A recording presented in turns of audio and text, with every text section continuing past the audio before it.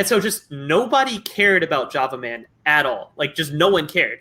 And he personally thought that it was a super important find, and he was a huge fan of his find and all that kind of stuff.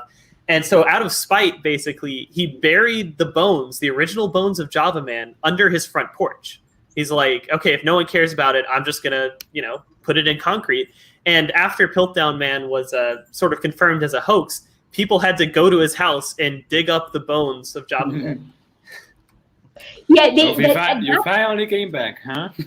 Well, and that's the classic, because Piltdown Man was hoaxed partially because there was this big fight in the paleoanthropological community of, in human evolution, what came first? Were we a big-brained ape or a small-brained biped first?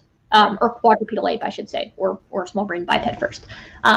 And the answer with Piltdown Man seemed to point to this very prognathous, apish face with this big old brain, right? Because it's a human skull, human maxilla, back of the skull too, and then and an orangutan jaw that was then filed to match the proportions needed.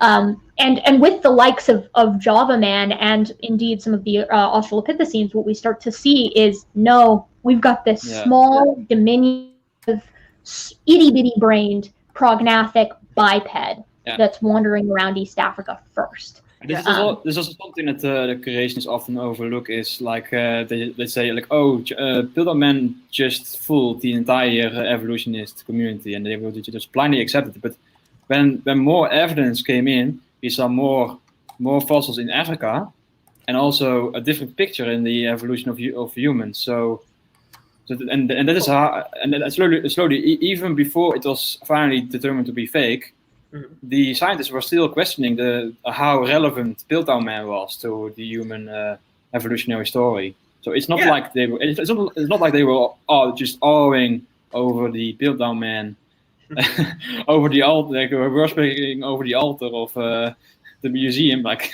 But still, yeah.